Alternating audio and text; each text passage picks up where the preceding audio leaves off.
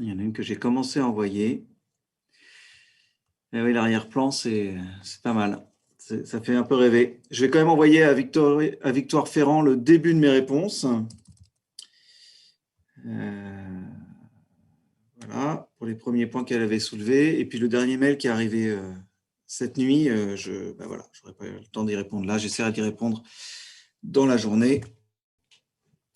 Mais j'aurai un autre contrôle à préparer pour vendredi. Et j'ai pas mal de réunions à préparer aussi. Donc, ça va être compliqué. Toujours est-il, aujourd'hui, on va finir le cours magistral. Hein, c'est le dernier cours magistral qu'on a ensemble. Hop, je vais... Bonjour monsieur. Du coup, oui. Est-ce qu'on aura le temps de vous poser des questions par rapport au... Aujourd'hui, là, avant le contrôle, vous voulez dire? Oui. Ça va être chaud. Je vais essayer. D'accord.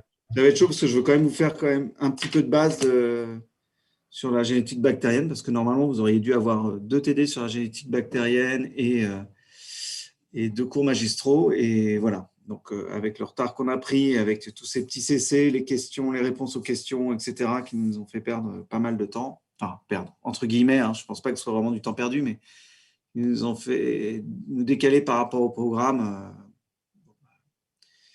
Ça sacrifie quand même une bonne partie, enfin une partie qui ne me semble pas complètement anecdotique.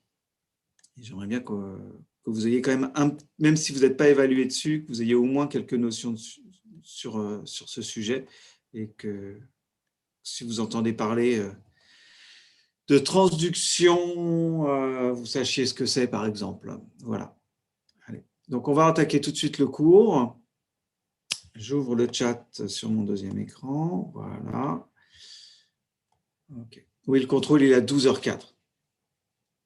Ouais, chaque fois, c'est affiché. Hein, quand vous allez voir sur la page de Moodle, ça vous met à quelle heure ça commence. Et vous aurez 12 minutes. Vous avez fait un petit peu plus longtemps.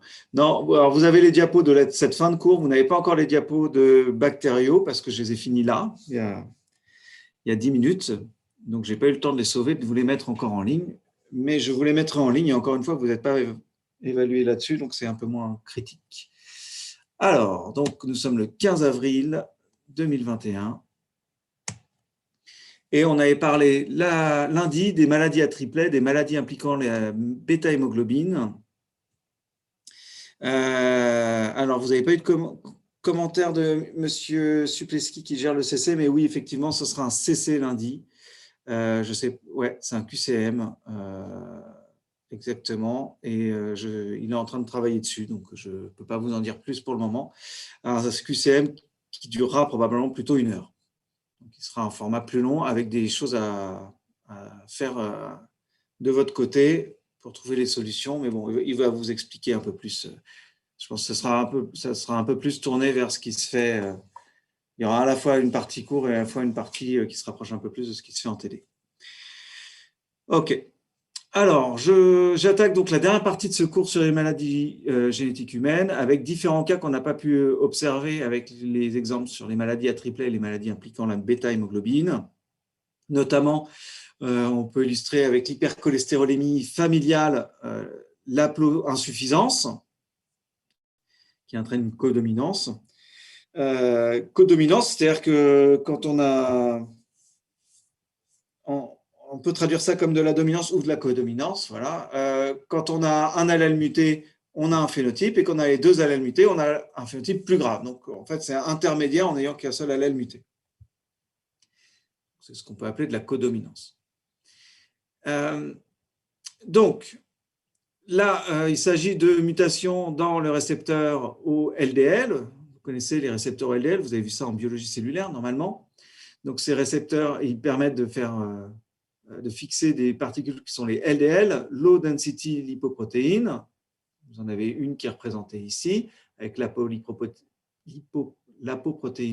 B100 ou l'apolipoprotéine B100, des phospholipides, notamment du cholestérol, et à l'intérieur, des esters de cholestérol qui permettent donc le transport du cholestérol dans le sang et la livraison aux cellules. Donc, on a cette apolipoprotéine B qui va être très importante dans la liaison entre le LDL et le récepteur au LDL, qui s'appelle LDLR. Et on a d'autres protéines qui interviennent dans ce système. La proprotéine convertase subtilisine kexine de type 9, joli nom à rallonge, qui contrôle la quantité de récepteurs au LDL à la surface de la cellule. Et puis le LDLR-AP1, qui contrôle l'interaction entre ce récepteur et les puits de clatrine qui vont permettre l'invagination, donc de récupérer ce cholestérol au travers des lysosomes. Et on va avoir des formes donc récessives qui vont être dues à des formes tronquées de cette protéine qui vont être observées. En fait, il y a plein de mutations du récepteur au LDL du gène codant le récepteur au LDL qui ont été décrites, des mutations qui ont été réparties en 5 classes en fonction de leur impact. Classe 1, pas de synthèse, donc des mutations nulles, amorphes. Des classes 2, un défaut de transport du RE vers l'appareil de Golgi. Classe 3, un défaut de liaison au LDL. Classe 4, un défaut dans la formation des puits de clatrine, donc dans le recrutement notamment du partenaire. Et des classes 5, où on a un défaut de recyclage à la membrane du récepteur. Okay, donc des mutations qui ont des impacts différents. Okay, et tout ça, ça conduit donc à cet effet de codominance, quelque chose qu'on n'avait pas encore mentionné. Deuxième exemple qu'on n'a pas cité encore et qui est quand même assez important, qui concerne un peu tout le monde, et ça va vous intéresser, je pense, parce que vous connaissez forcément des gens qui ont un cancer, vous connaîtrez forcément des gens qui ont un cancer, voire vous aurez probablement, enfin peut-être un cancer si vous avez la chance de vivre assez longtemps pour. Qu'est-ce qui se passe chez les gens qui ont un cancer? Généralement, on a des mutations dans certains gènes, notamment des gènes qui sont haplosuffisants, c'est-à-dire pour lesquels avoir une seule copie n'induit aucun problème. Mais dès qu'on a deux mutations dans ce même gène, il va y avoir promotion du développement de la tumeur. En pratique, il n'y a pas un seul gène qui est responsable de l'apparition d'un cancer. Il faut plusieurs gènes mutés, des oncogènes et des anti-oncogènes, des oncosuppresseurs. Voilà. Mais bon, peu importe. Imaginons, on s'intéresse au gène P53 ou au gène BRCA1. Voilà. P53, il est muté dans 50% des cancers, un peu plus. Donc, si vous partez avec un capital génétique où vous avez vos deux allèles qui sont sauvages, dans certaines de vos cellules, il va y avoir apparition de mutation. C'est le trait bleu qu'on voit apparaître là. Et il faut que dans le même lignage de cette cellule, donc cette cellule qui a vu une mutation de P53 apparaître, elle va faire des mitoses. Et si dans ce lignage-là, on a une deuxième mutation qui touche l'autre allèle de P53, on va pouvoir avoir une perte complète de fonction de P53 ou forte en tout cas, qui va promouvoir le développement de la tumeur. P53 étant impliqué dans la mort cellulaire, dans le contrôle du cycle cellulaire, dans le contrôle de l'autophagie, dans le contrôle de tout un tas de phénomènes qui sont impliqués dans le développement de la tumeur.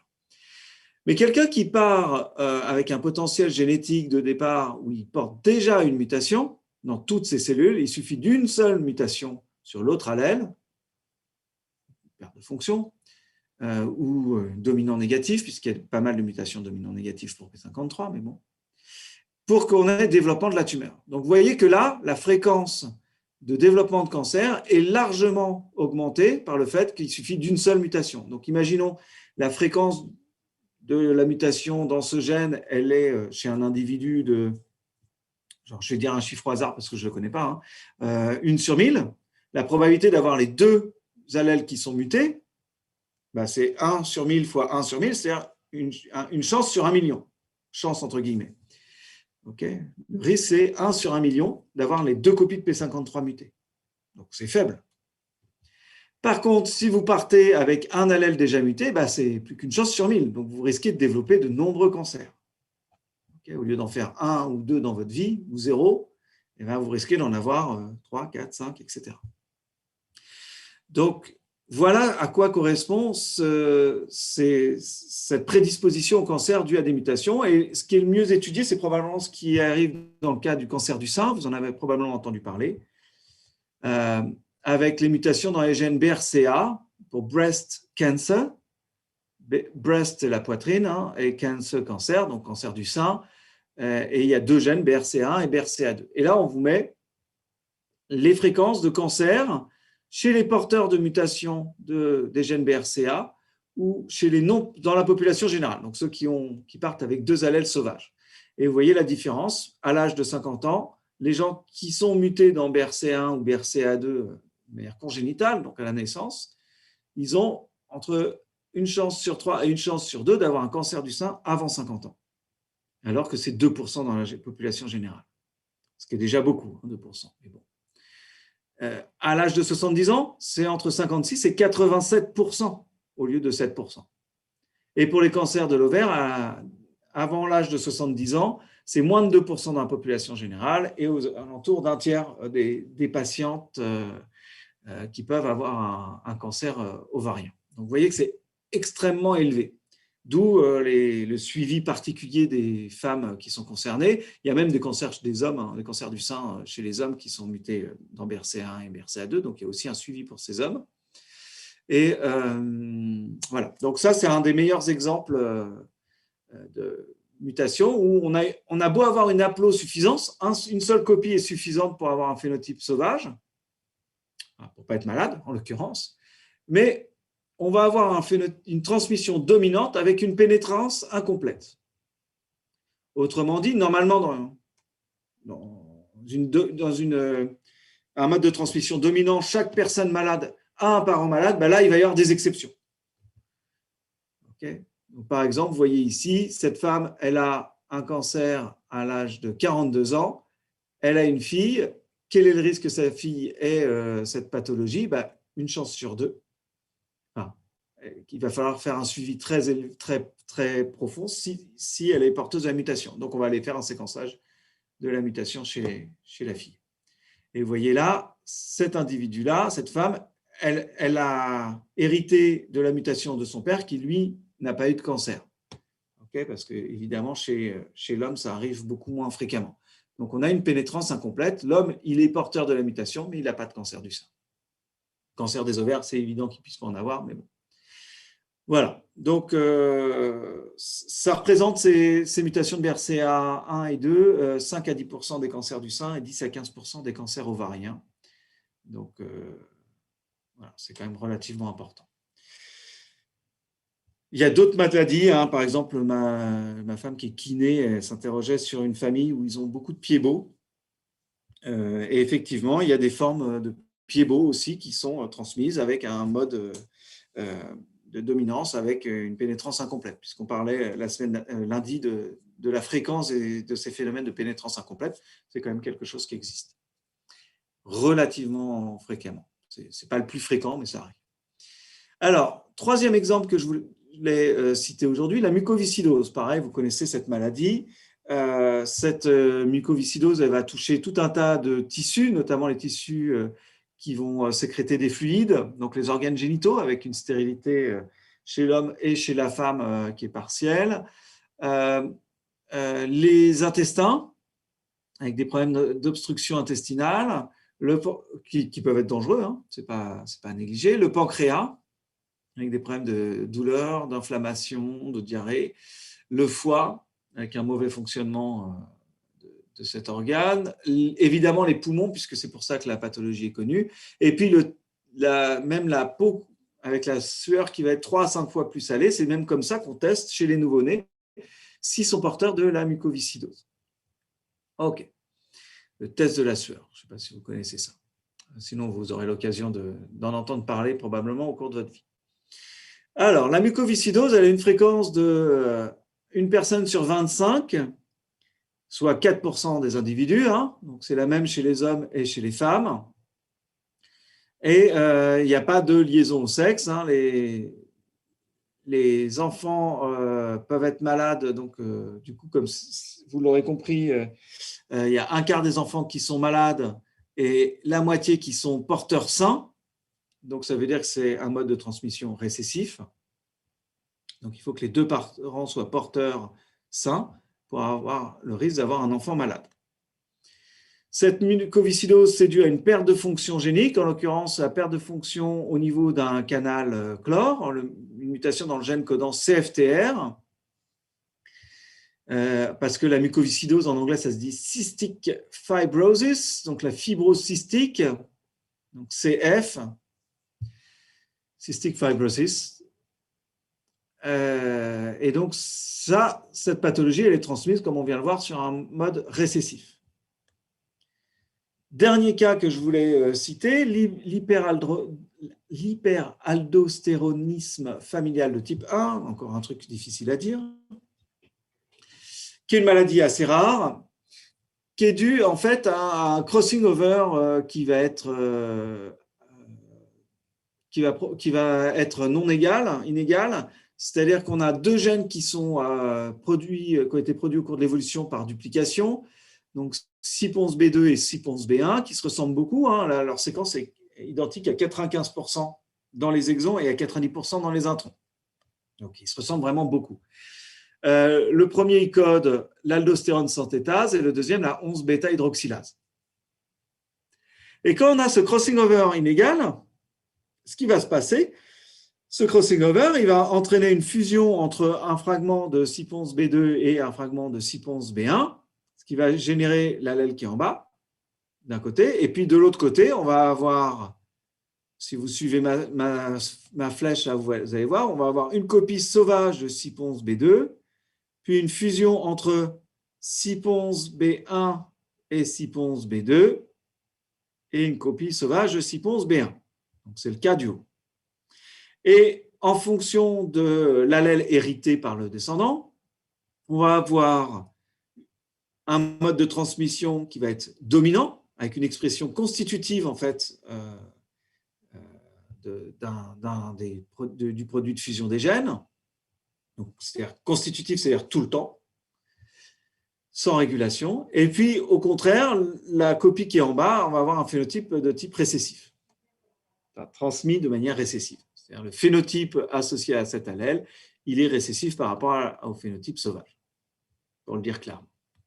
Donc voilà où on trouve ces deux enzymes. Donc la 11-bêta-hydroxylase, elle est là. L'aldostérone synthase ou synthétase, elle est ici. Et vous voyez qu'elle participe à fabriquer le cortisol, la corticostérone et l'aldostérone.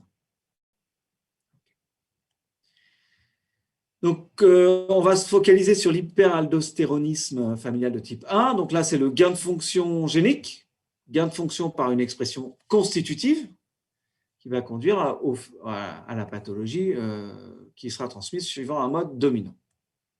Donc, si je reprends un peu le tableau, et ce sera la fin de ce cours, avant d'enchaîner sur la génétique bactérienne, si je reprends ce tableau, qu'est-ce qu'on voit? On a des gains de fonction qui peuvent être des gains de fonction géniques qui peuvent être transmis suivant un mode récessif. Okay, la drépanocytose, par un effet de dilution de l'hémoglobine mutée. Une perte de fonction génique qui peut être transmise, qui peut entraîner un phénotype qui est transmis suivant un mode récessif, comme avec la bêta-thalassémie, par exemple. On a une compensation allélique, c'est-à-dire que l'allèle sauvage va être surexprimé et ça va permettre de compenser partiellement ou totalement la déficience de l'allèle muté. On a la mucoviscidose qu'on vient de voir là, où on a une haplosuffisance, c'est-à-dire avoir 50% de copies sauvages, c'est suffisant pour avoir un phénotype sain. On a maintenant aussi le gain de fonction génique qui entraîne un phénotype transmis de manière dominante, avec les anémies hémolytiques dans lesquelles l'hémoglobine est instable et va entraîner la lyse cellulaire. On a les maladies à polyglutamine, telles que la maladie de Huntington, la dystrophie myotonique, vous vous souvenez, qui fixait un facteur d'épissage essentiel pour un autre transcrit qui n'était pas muté, lui, mais qui codait une protéine impliquée dans la contraction musculaire. Donc là, on a dans ces deux cas un produit qui est toxique, l'ARN messager dans la dystrophie myotonique ou la protéine qui forme des agrégats dans les maladies à polyglutamine comme la maladie de Huntington. Et donc, cette molécule toxique, elle a un effet dominant négatif, elle va aller inhiber l'effet, va empêcher l'action normale aussi de la copie sauvage du gène. Donc, on aura un mode de transmission donc dominant, comme on le disait. Et puis là, on vient de voir l'hyperaldostéronémie, où un gain de fonction génique va, par surproduction, entraîner ce phénotype qui sera dominant, qui sera transmis de manière dominante. On a à côté de ça la dernière case qu'on va remplir avec la perte de fonction génique qui entraîne un effet dominant, comme avec l'hypercholestérolémie familiale, donc les mutations du récepteur LDL, le syndrome de l'X fragile aussi, où l'allèle normal ne compense pas la déficience de l'allèle muté, donc c'est une haplo-insuffisance. Okay, avoir 50% d'activité n'est pas suffisant. Et puis, le dernier cas, un peu particulier, le cas des cancers héréditaires, notamment du sein, où l'allèle normal est haplosuffisant, mais une mutation somatique, donc en dehors de la lignée germinale, va entraîner la perte de fonction totale dans des sous-clones cellulaires et permettre l'apparition de cancer. Donc ça, c'est un tableau qui est, je pense, assez important pour bien vous resituer le fait que, attention, un gain de fonction génique, ça peut être transmis par différents modes, suivant différents modes, récessifs ou dominants, et pareil pour une perte de fonction génique, alors que assez classiquement, on part de l'idée, tiens, si j'ai une délétion, c'est une perte de fonction totale, mais je vais faire de la complémentation fonctionnelle et ça va être suffisant pour compenser, hein, parce qu'on a vu ce TCF et ça influe beaucoup sur notre analyse. Ça reste un cas général. Heureusement, la plupart de nos gènes sont haplosuffisants. Donc, ça reste le cas le plus général. Et les gains de fonction ont souvent un effet dominant. Hein, vous voyez, j'ai plus d'exemples ici. Hein. Mais c'est une règle générale, ça n'est pas une règle totale. Hein. Il faut faire attention à ça. Alors, 11h25, je vais entamer la partie bactériaux et je vais essayer de vous garder quelques minutes pour les questions. Alors, au niveau génétique bactérienne, donc ça s'inspire du cours que faisait mon collègue et prédécesseur Guillaume Sapriel, qu'il faisait jusqu'à l'année dernière. Je vais vous parler de quelques petites généralités et du transfert vertical, puis de 3 modes de transfert horizontal qui ont été identifiés chez les bactéries, la transformation, la conjugaison et la transduction. Donc déjà, pour vous resituer, hein, les bactéries, c'est ce que vous voyez ici. Donc c'est une grosse partie du vivant qu'on étudie quand même beaucoup moins que les eucaryotes parce qu'ils ont l'inconvénient de ne pas nous ressembler. Donc les eucaryotes, donc les cellules qui ont un noyau, hein, qui ont des organites, se distinguent des bactéries par cette spécificité. Les bactéries se distinguent des archées parce qu'elles ont pas mal de différences évolutives, et puis elles vivent souvent dans des milieux différents. Et puis les bactéries, elles se distinguent des virus par le fait qu'elles sont vivantes, c'est-à-dire qu'elles sont capables de se multiplier par elles-mêmes. Ce sont des organismes vivants qui n'ont pas besoin d'infecter un autre organisme pour se multiplier. On les cultive sur milieu liquide ou solide, on en avait déjà parlé, hein, donc généralement sur du milieu LB pour l'Urea brose, liquide ou solide, et puis voilà à quoi ça ressemble, les colonies bactériennes. Le milieu minimum qu'on va utiliser pour des souches prototrophes, c'est-à-dire qui n'ont pas d'oxotrophie, qui n'ont pas besoin d'addition de quelque chose de particulier dans leur milieu. Ça va être nos souches qu'on va considérer comme sauvages. On leur donne une source de carbone, souvent du glucose, une source minérale d'azote, du phosphore, du calcium, du magnésium, du soufre, du fer, des oligo-éléments. Et puis, on a aussi du milieu complet, qui est du milieu minimum, auquel on a additionné un mélange d'acides aminés, de tous les acides aminés dont les bactéries peuvent avoir besoin. OK. Et donc, je vous ai précisé ici, hein, les souches oxotrophes, par opposition aux prototrophes, requièrent l'addition d'un ou plusieurs acides aminés ou d'autres composés au milieu minimum pour pouvoir croître. Alors, voilà à quoi ressemble le chromosome bactérien. Ici, je vous ai représenté à côté un plasmide. Donc ici, vous avez l'origine de réplication, oricée, la terminaison de réplication. Et puis, vous avez différents gènes qui sont situés ici. Donc, vous pouvez trouver ARA-D, LAC-Z, dont vous avez déjà entendu parler, TRIP-E pour tryptophane E. Vous voyez, vous pouvez déjà un peu deviner à quoi peuvent servir certains de ces gènes. le génome, il est… Hop, je vais tout faire apparaître. Ah ben non, je ne l'ai pas mis là. Il est haploïde. Hein, donc, le chromosome, il porte l'ensemble des gènes essentiels à la survie de la bactérie et des gènes qui ne sont pas essentiels. Les plasmides, eux, portent des gènes non indispensables à la survie de la bactérie. Et comme le génome il est haploïde, on n'a pas de relation dominance-récessivité, sauf, on en reparlera sur la fin, en cas de diploïdie partielle qui est apportée par un plasmide. Le transfert de l'information génétique est vertical. Okay, il n'y a pas de brassage génétique. Il n'y a pas de reproduction sexuée en tant que telle. On va voir que c'est un peu plus compliqué que ça. Donc, il y a réplication de l'ADN et puis division de la cellule. Et puis, on obtient 2 cellules filles clonales, un peu comme dans une mitose. Okay, ça ressemble à des mitoses. En fait, c'est un organisme qui ne fait pas de méiose. Il n'y a pas de brassage génétique. Première exception à cette transmission verticale, la transformation qui a été identifiée en 1928 par Frédéric Griffith, qui, en étudiant des bactéries, 2 souches de bactéries, des bactéries dites S pour smooth, ça veut dire lisse, qui sont virulentes, et des bactéries R pour rough, rugueuses, a pu montrer que quand on injectait ces 2 souches de bactéries, on avait des résultats à des souris, on avait des résultats différents. Seules les bactéries S étaient mortelles pour la souris et pas les bactéries R. D'où le fait de dire que les bactéries S sont virulentes. Et ce qu'il a pu observer, c'est qu'en chauffant les bactéries, les bactéries S, il pouvait les injecter ensuite, il les avait tuées et du coup, la souris n'avait pas de problème. Ce qui est amusant, c'est cette 4e condition, où en fait, il chauffe ces bactéries S et il co-injecte ces bactéries tuées à des bactéries R. Et là, qu'est-ce qu'il observe? Que les souris meurent. Alors là, grand mystère. En gros, les bactéries S, qui sont mortes, transmettent leurs propriétés aux bactéries R. C'est ce qu'il a appelé le principe transformant. Alors, il a fait ensuite des expériences de fractionnement en sélectionnant la fraction protéasique, une fraction sans protéines, une fraction dans laquelle il a mis des protéases pour éliminer les protéines, une fraction dans laquelle il a mis des RNases pour éliminer les ARN, et puis une dernière où il a mis une DNase pour éliminer l'ADN. Et il voit que le seul moyen de supprimer l'effet de cet extrait de cellules S mortes, c'est d'éliminer l'ADN. Et ça suffit pour que les bactéries de type R ne soient plus toxiques pour les souris, ne soient plus mortelles pour les souris.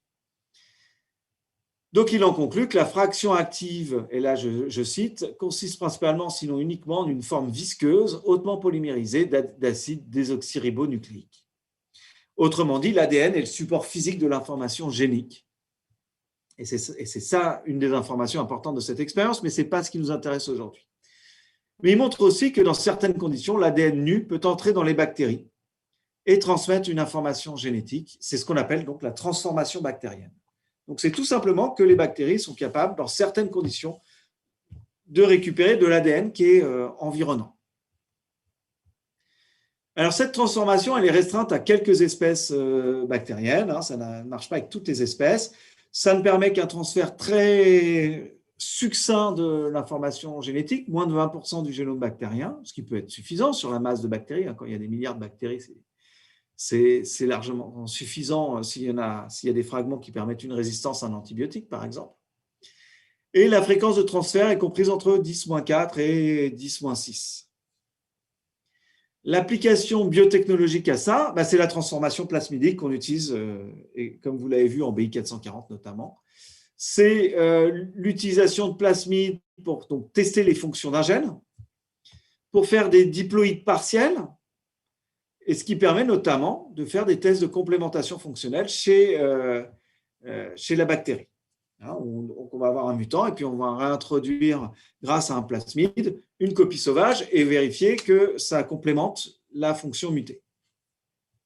Donc, ça permet de faire plein d'autres choses, mais voilà, ça fait partie des applications possibles.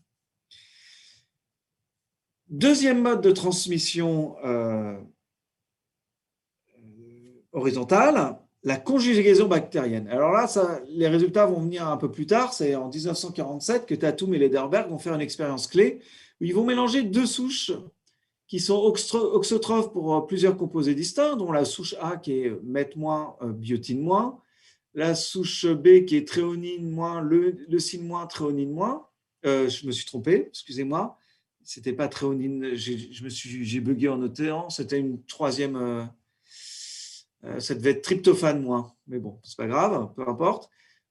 En fait, il y a plusieurs, il y a comme ça 5 sites, enfin 5 oxotrophies avec ces deux souches, quoi.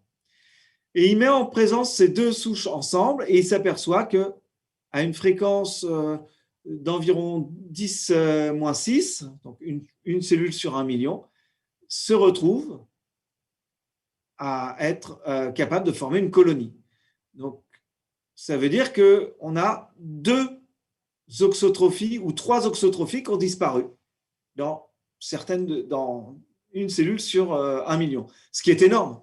Parce que la fréquence spontanée de mutance, si vous vous rappelez, elle est beaucoup plus faible que ça. C'est plutôt d'ici une chance sur 100 millions qu'une chance sur 1 million. Et là, on n'a pas, pour avoir 2 oxotrophies qui disparaissent d'un coup, si c'est dû à 2 gènes différents, eh ben, ça devrait être 1 sur 1 million fois 1 sur 1 million, donc 1 sur 1000 milliards. Okay, ça devrait être 10 puissance moins 12 la fréquence de ces colonies. Or là, c'est 10-6. Donc, leur hypothèse, c'est qu'il y a recombinaison de caractères. Alors, caractères entre guillemets, hein, c'est plus comme ça qu'on parle. Il y a recombinaison entre les deux souches initiales, ce qui conduit à un brassage des phénotypes, on va dire, ou des allèles par échange génétique entre souches. Alors, le milieu de sélection, là, c'est du milieu minimum, hein, qui est ici, puisque là, les colonies qu'on récupère, elles sont prototrophes. Donc là, les deux milieux au départ, c'est un milieu qui est avec un milieu minimum additionné de méthionine et de biotine, et là, de tréonine, de leucine et de tryptophane. Et là, le milieu au milieu, le milieu solide, là, c'est un milieu riche, et le milieu solide ici, c'est un milieu minimum. Alors non, on n'a pas de bactéries de zen, les bactéries, elles restent un N. Il n'y a pas de fusion comme ça de bactéries. Donc c'est ça qui est étonnant. Alors, les expériences vont avancer un peu plus, ils vont mettre un filtre qui va empêcher le passage des bactéries. Seul le liquide pourra passer. Et là, ben, ils n'ont plus ces recombinants qui apparaissent. Donc, avec cette expérience, ils montrent quoi? Ils montrent que l'apparition de recombinants requiert un contact physique. Si vous séparez la souche A et la souche B, ben, on n'a pas...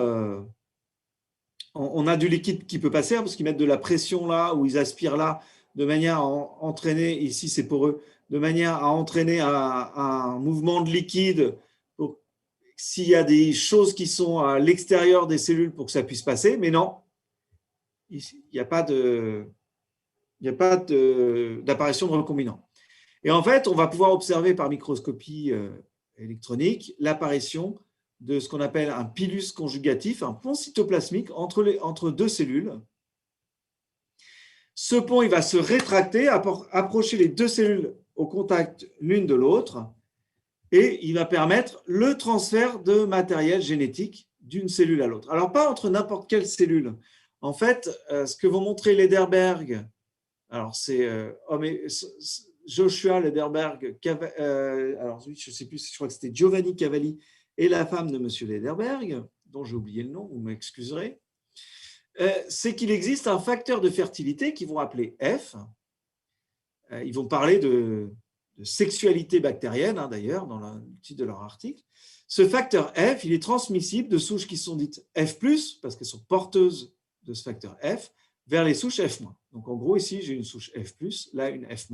La F+, elle a des pili qui lui permettent d'accrocher les cellules F- et de transmettre ce facteur F. Okay. Une copie du facteur F restant dans la cellule donneuse. Okay. Donc, on a une cellule donneuse et une cellule réceptrice. Oui, je vous écoute. Vous disiez conjugaison bactérienne, elle est sexuelle ici? Alors, c'est assimilé à de la sexualité, et F+ serait le mâle et F- serait la femelle, si vous voulez. C'est comme ça que ça a été interprété à l'époque. Maintenant, c'est un peu difficile de parler de sexualité quand même. Enfin, je trouve que c'est un peu limite, quoi. Mais bon. Ça répond à votre question? Ouais. Okay. Oui, merci beaucoup. Ok. Ce facteur F, on dit que c'est un plasmide conjugatif parce qu'il permet d'assurer à lui seul son transfert par conjugaison. Okay. Donc, vous avez les mots-clés comme ça hein, qui sont en bleu chaque fois.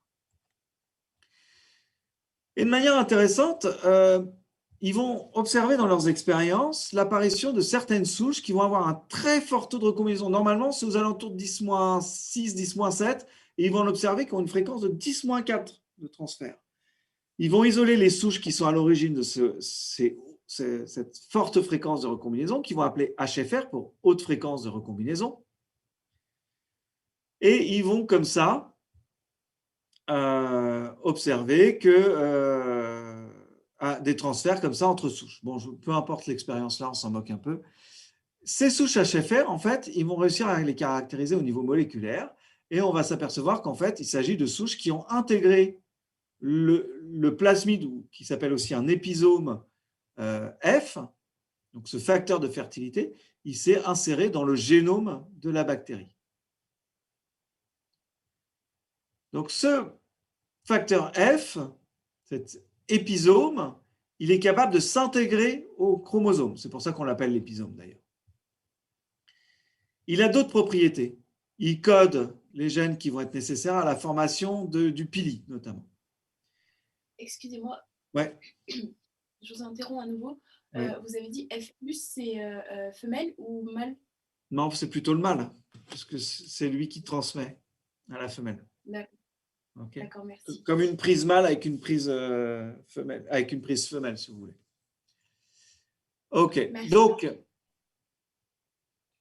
ce qu'on voit ici, c'est cet épisome, ce facteur F.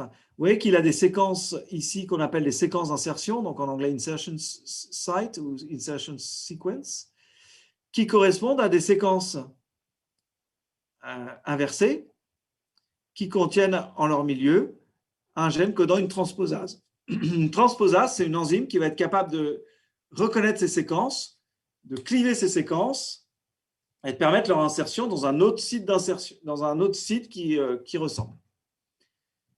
Okay, c'est ce qu'on voit ici. Donc, grâce à cette transposase, il va y avoir recombinaison dans un site homologue, donc qui ressemble au niveau de sa séquence, dans le chromosome bactérien. Okay. Donc, ça, il va y avoir recombinaison. Donc, si je suis ce qui se passe quand il y a l'événement de recombinaison, j'ai mon chromosome, je rentre dans la séquence IS, je passe sur l'épisome, j'arrive à la sortie au niveau des séquences répétées ici et je repasse là. Okay, et donc, mon épisome est intégré dans le chromosome.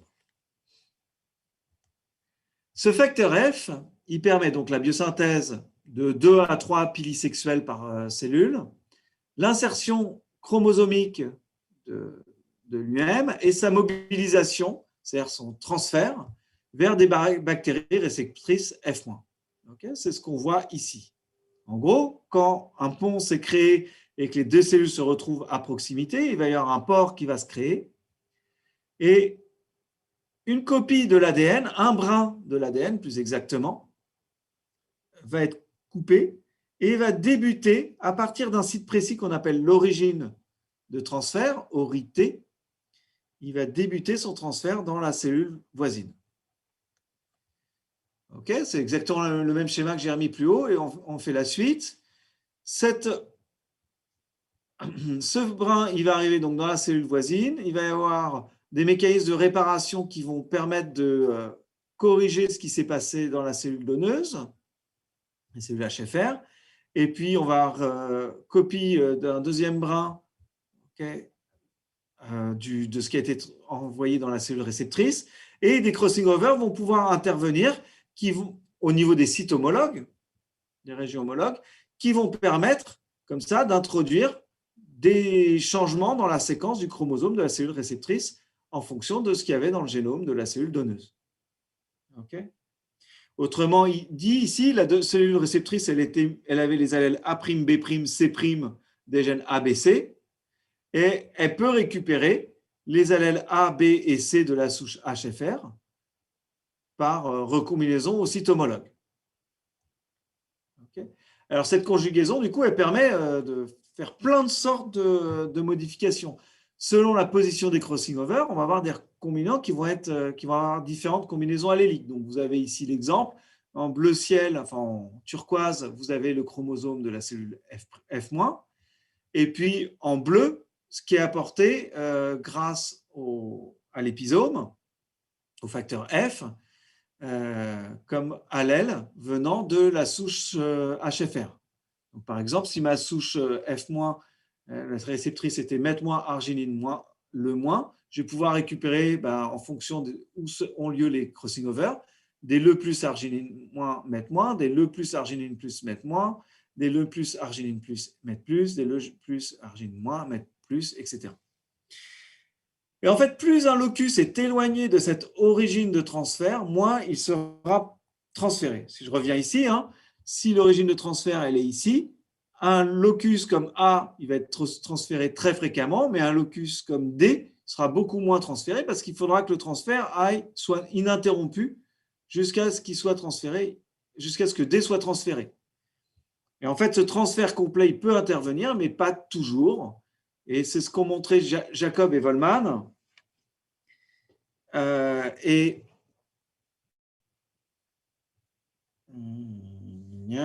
vais revenir sur vos questions après. Ils ont fait des expériences d'interruption de la conjugaison en agitant les tubes, du coup en cassant physiquement ces interactions. Et vous voyez, on voit l'apparition au cours du temps, donc il casse au bout d'une minute, 3 minutes, 5 minutes, 12 minutes, 20 minutes, etc. Et on voit l'apparition des différents phénotypes chez la bactérie F-, soit du phénotype Gal+, soit du phénotype Lac+, soit tonne, alors je ne sais pas ce que c'est, T, soit la résistance à une molécule qui est l'azithromycine, il me semble. Je ne veux pas mettre ma main à couper. Mais voilà. Et vous voyez que il y en a qui commencent à être qui sont transférés très précocement. Très précocement. Au bout d'un moment, ils sont toujours transférés. D'autres, ils mettent un peu plus longtemps, etc. Puis il y en a, on n'arrivera jamais à les transférer complètement parce qu'en 60 minutes, on n'aura pas le temps d'avoir tout transféré. Ce qui est important, c'est qu'à partir d'une même souche HFR qui a une origine de transfert précise, on aura toujours le même ordre d'apparition des gènes transférés. Et en 100 minutes, on peut réussir à tout transférer, à transférer tout le génome, s'il n'y a pas eu de cassure du transfert pendant ce temps-là. Donc, à partir de souches HFR qui ont une insertion de l'épisome F à différents sites dans le génome, on a pu, comme ça, faire une cartographie complète du génome d'Escherichia coli. Vous voyez ici, l'origine du transfert, elle est là. Donc, on va transférer d'abord ce gène-là, puis celui-ci, puis celui-là, puis celui-là, puis celui-là, puis celui-là, puis celui-là. À partir de celle-ci, le sens de transfert est dans l'autre sens. Donc, on va commencer par celui-là, ici, celui-ci, etc., etc. Et ainsi de suite. Donc, on a des sens de transfert en fonction de l'orientation de l'origine de transfert et de son site dans le génome de Escherichia coli. Donc, c'est vraiment un outil qui a été extrêmement important et qui reste important en biologie. Il est valable uniquement entre bactéries d'une même espèce. On le retrouve principalement dans les bactéries Gram-. Et il est impliqué dans la résistance aux antibiotiques. C'est pour ça qu'il reste quelque chose d'important. Ça, c'est une chose importante. Et puis, un deuxième point annexe à cette conjugaison, et qui explique un peu le début des expériences qu'avaient observé les auteurs, c'est que cet épisome, il peut aussi être autonome. Dans ce cas-là, il peut être transmis, mais il ne transmettra pas de gène chromosomique. À une exception près, c'est si quand il s'excise, parce qu'il peut s'insérer dans le génome, il peut aussi s'exciser du génome. Quand il s'excise, si l'excision est imparfaite parce qu'il y a une séquence qui ressemble aux séquences inversées et que la transposase fait une erreur en faisant l'excision, s'il s'excise en arrachant un fragment de chromosome bactérien, alors on a ce qu'on appelle un épisome F', et lui peut être transféré et transférer le gène qui est associé. Donc ici, c'est LAC-Z, par exemple. Donc ce facteur F, il emporte les gènes à sa il peut emporter accidentellement les gènes situés à sa proximité. Et on appelle ça la sexduction ou la F-duction. C'est le nom de ces trucs-là. Alors, il y avait des questions sur la conjugaison. Je vais y revenir. Et puis, je passerai au dernier point que je voulais vous mentionner, de manière à ce qu'on ait un peu de temps pour les questions. Alors, le pilus ne contient pas la séquence d'ADN. Ah non, ça n'a rien à voir. OK. Je reviens en arrière.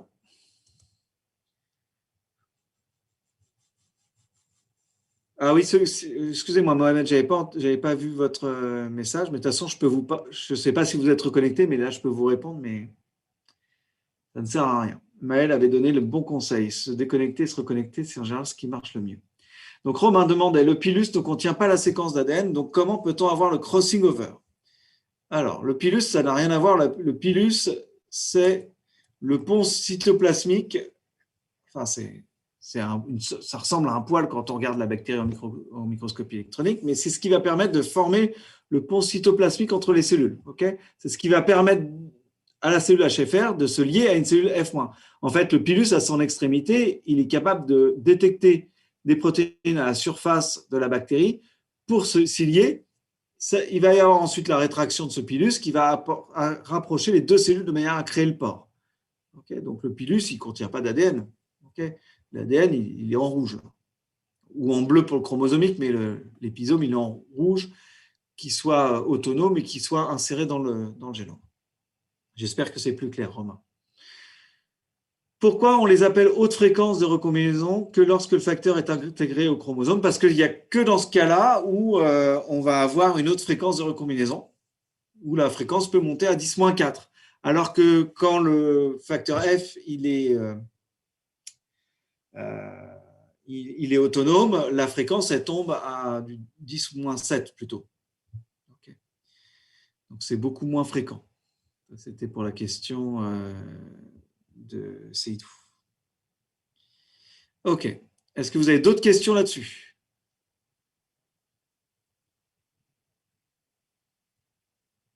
Moi, monsieur, j'ai une question qui n'a pas de rapport avec le cours. C'est général. C'est en fait, dans le groupe de notre classe, on se demande si c'est le dernier cours du semestre ou juste le dernier cours avec vous. C'est le dernier cours de 406. D'accord. OK. Merci. Je vous en prie. OK. Donc, c'est pour ça que je vais me dépêcher là-dessus, parce qu'après, je vous aurais pu. Dernier mode de transfert horizontal, la transduction. Donc, on a vu, le premier mécanisme, c'était un mode de transfert de fragments d'ADN nus. Okay. Après, on a vu la conjugaison. La conjugaison, c'est un plasmide, un épisome, un plasmide un peu particulier, mais c'est un plasmide. Un plasmide un peu particulier parce qu'il peut s'insérer dans le génome. Okay, donc, il y a des fragments dans ce qu'on appelle un transposon dedans. Et puis, le dernier mode, c'est la transduction, où on a encore un mode un peu différent, qui a été découvert chez Salmonella par le même type d'expérience. Donc, vous voyez, ils avaient une souche A qui était faite. Alors, il devrait y avoir des crochets, mais mon collègue ne les avait pas mis. Donc, je n'ai pas eu le temps de faire vraiment quelque chose de très rigoureux au niveau support. Je suis désolé. Phénylalanine moins, tryptophane moins, tyrosine moins pour la souche A, meth moins, histidine moins pour la souche B. Et en mettant ces deux souches séparées dans un même milieu, mais séparées par une membrane qui filtre et qui ne laisse pas passer les bactéries, qui a des pores suffisamment fins pour que les bactéries ne passent pas, ils obtiennent néanmoins des bactéries, des salmonelles, qui sont plus, trip plus, tyr plus, meth plus, histidine plus. Okay. Donc là aussi, ça semble assez peu probable parce qu'ils les observent avec une fréquence relativement élevée. Alors, ils vont faire une expérience, c'est donc Zinder et Lederberg, toujours le même Joshua Lederberg. Il va prendre un filtrat de culture, il va soit le chauffer, soit ne pas le chauffer, et le mettre en présence des bactéries qui ne sont pas capables de croître normalement, qui sont auxotrophes, donc qui ne sont pas capables de croître sur le milieu. Donc, on peut prendre le filtrat des bactéries A et mettre ça sur les bactéries B, par exemple. Et il voit que quand il chauffe, aucune colonie ne se forme. Par contre, quand il ne chauffe pas le milieu, eh bien, il y a la formation de colonies, ce qui montre bien le résultat qu'on avait juste avant. Mais ce résultat, il est sensible à la chaleur. Alors, comment expliquer ça? Eh bien, en fait, on va le découvrir un peu plus tard avec la découverte des phages. Et c'est ça qui va conduire à la découverte des phages, d'ailleurs. Notamment ici, on voit le phage P1, qui est capable de se fixer sur une cellule d'Escherichia coli, une Escherichia coli. Et ils vont montrer comme ça la transduction. Alors, il y a deux types de transduction, je vais vous en parler. La transduction dite généralisée par les phages lytiques. Un phage lytique, c'est quoi? C'est un phage qui va infecter donc un bactériophage ou un phage, je vous rappelle, c'est un virus qui infecte une bactérie. Donc, le phage, il va infecter une bactérie. La bactérie va produire son ADN, ses protéines. Il va y avoir construction des capsides à l'intérieur. Et l'encapsidation de l'ADN du phage va potentiellement s'accompagner de temps en temps d'encapsidation de fragments de l'ADN de la bactérie. Et quand le virus est en grand nombre, il va y avoir lyse de la cellule et libération des phages qui vont pouvoir aller infecter les cellules environnantes. Okay? Donc, ce qu'on appelle un phage lytique, parce qu'il lyse les cellules, il les fait exploser. Ce qui est intéressant là-dedans, c'est ce que vous avez ici en vert, c'est que parfois, on a des fragments de l'ADN de la bactérie qui a été infectée qui se retrouvent dans la capside du phage. Vous commencez tout de suite à voir un peu ce qui peut se passer. Donc, ce phage qui contient ce fragment-là, il va pouvoir infecter d'autres bactéries et transmettre donc, des fragments d'ADN de la cellule qui avait été infectée initialement, qui avait produit ce phage. Et par crossing over sur des sites homologues, on va pouvoir avoir la modification de certains allèles. Okay? Donc, vous voyez un peu le mécanisme. Ça, c'est ce qu'on appelle la transduction généralisée avec les phages lytiques. Okay? Que vous retrouvez ici, redessiné avec peut-être des choses un petit peu plus propres. Voilà. Avec deux allèles, ici l'allèle A+, là l'allèle B+. Donc là, il y a un phage qui a récupéré A+, un autre qui a récupéré B+, etc. Et cette cellule qui est mutée dans le gène A, eh ben, elle va récupérer un allèle A+, par crossing over, par recombinaison au site homologue, ce qui va permettre comme ça d'obtenir une bactérie receveuse qui va être dite transduite.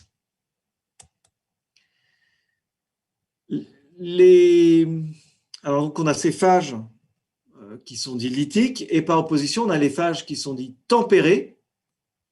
Eux, ils sont capables aussi de faire de la lyse, mais ils sont aussi capables de faire ce qu'on appelle de la lysogénie. En gros, ils sont capables d'insérer leur génome, comme l'épisome est capable de s'insérer dans le génome, mais là, c'est le virus qui insère son génome dans le génome de la bactérie. On appelle ça un prophage, ce génome intégré dans le génome bactérien. Et on peut avoir une phase d'induction qui va induire la production de phages et la lyse. Okay? Donc, en gros, si vous rajoutez tout ce qui est ici, je vais le dessiner. Hop.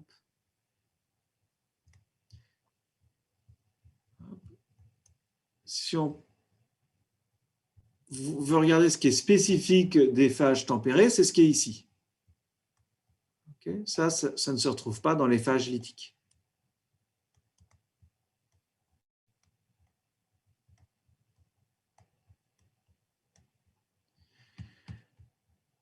Donc ça, vous pouvez noter vos notes avec les numéros des diapos, toujours. Il y a toujours les numéros de diapos qui sont présents. Okay. Donc, la lysogénie, elle se fait un peu comme avec l'épisome. Vous avez des sites d'attachement qui sont capables de reconnaître certains sites dans le chromosome bactérien. Et donc là, c'est le phage lambda, par exemple, et de permettre comme ça une intégration du prophage dans le génome bactérien. Alors, je vous ai fait 2 catégories. Dans la vraie vie, il y en a 4. Je ne vais pas rentrer dans les détails parce que, dans la vraie nomenclature, il y en a 4, mais je garde les choses en plus simple. Quelle est la différence au niveau de la transduction? Donc, au niveau de la transduction, la différence, c'est qu'il va y avoir ce prophage qui reste là. Donc, en gros, intégration de l'ADN du phage dans le chromosome bactérien, il n'y a pas de lise et il y a division bactérienne, synthèse de l'ADN, des protéines du phage et parfois un fragment de l'ADN chromosomique bactérien qui peut être copié en même temps quand il y a synthèse de l'ADN du phage. On a au bout d'un moment l'activation de la lise bactérienne et libération des phages. Et ça aboutit… Ah, c'est marrant, je crois que j'ai oublié de mettre… Ah non, et c'est tout. Non, il me manque un truc. Il y a un truc que je voulais vous mettre et que j'ai dû zapper. Et derrière, évidemment, ce phage, quand il va aller infecter d'autres cellules, eh bien, il va recommencer un cycle, mais ça veut dire que quand il va y avoir l'isogénie, eh le phage qui a emporté un fragment du chromosome bactérien dans lequel il était initialement inséré, qui a emporté, il ne l'a pas emporté, en l'occurrence, il l'a copié, et bien, quand il va s'insérer dans le génome d'une autre bactérie, et bien, il va apporter une copie de ce bout de génome d'origine.